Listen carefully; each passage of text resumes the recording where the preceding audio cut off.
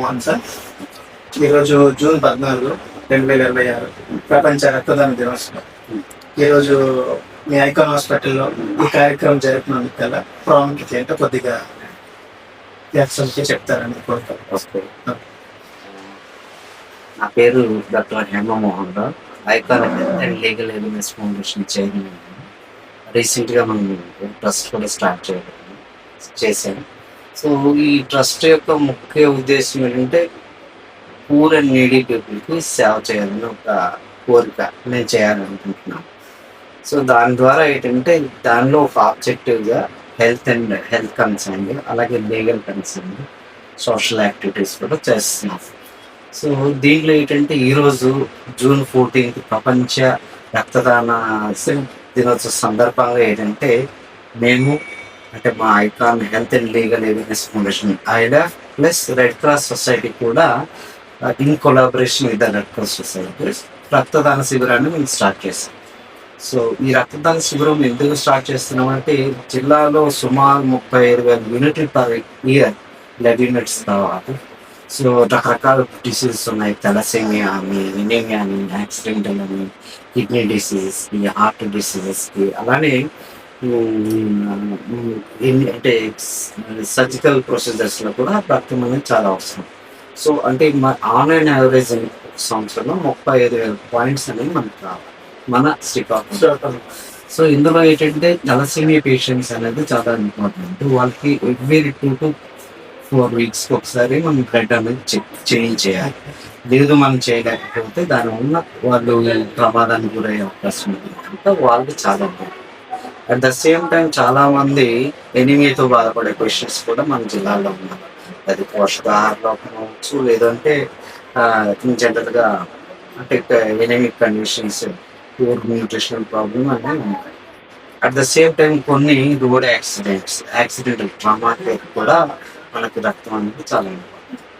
అలాగే kidney disease, kidney బాధితులు కూడా మన జిల్లాలో చాలా ఎక్కువ మంది ఉన్నారు కాబట్టి వాటిని దృష్టిలో ఉంచుకొని మేము మన రెడ్ క్రాస్ సొసైటీ వాళ్ళు ఇన్ కొలాబరేషన్ ఈ రక్తదాన శిబిరాన్ని ఏర్పాటు చేశారు. బట్ ఇట్ వాజ్ సక్సెస్ అయింది. Near about 60 packets we're going to collect. So ఈ విధంగా చాలా హ్యాపీ ఫీల్ అవుతున్నాను. మేమే కాదు, ప్రతి పౌరుడు కూడా బాధ్యతగా తీసుకుంటూ ఈ రక్తదానం చేసినట్లయితే ఒక యూనిట్ ఆఫ్ బ్లడ్ 3 పర్సన్స్ మనం సేవ్ చేయవచ్చు.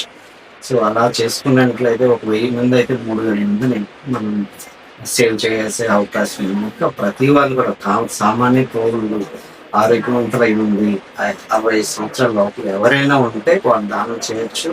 వాళ్ళకి ఎటువంటి డిసీజ్ అలాంటి లేకుండా కరెక్ట్ వెయిట్ ఉంటే దానం చేయొచ్చు. ప్రతి అంటే 4 నెలలకి అంటే బ్లడ్ ఆర్బీసీ లైఫ్ టైం ఏంటంటే 140 days అంటే 120 days. ఈ 120 daysలో మళ్ళీ న్యూ బ్లడ్ అనేది తయారవుతుంది కనుక మనం రక్తదానం చేయడం వల్ల మంచిది, వేరే వాళ్ళకి మనం ఉపయోగపడతాం.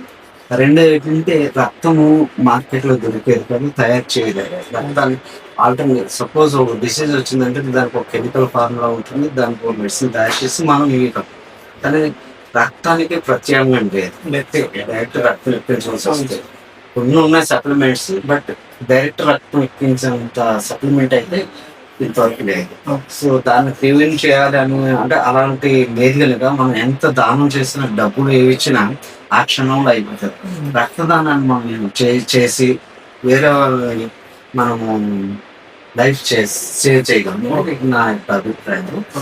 సో అందువల్లే మేము ఈ డొనేషన్ క్యాంప్ అనేది కండక్ట్ చేశాము. ఇంకా కూడా ఇన్ ఫ్యూచర్లో కూడా కండక్ట్ చేస్తాము.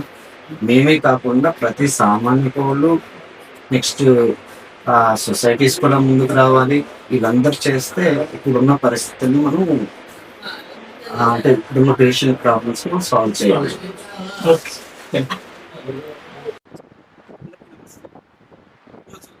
వరల్డ్ బ్లడ్ డోనర్ డే సందర్భంగా icon health and legal awareness foundation ఆధ్వర్యంలో అమృతవర్స్లో బ్లడ్ డొనేషన్ క్యాంప్ ఏర్పాటు చేశారు.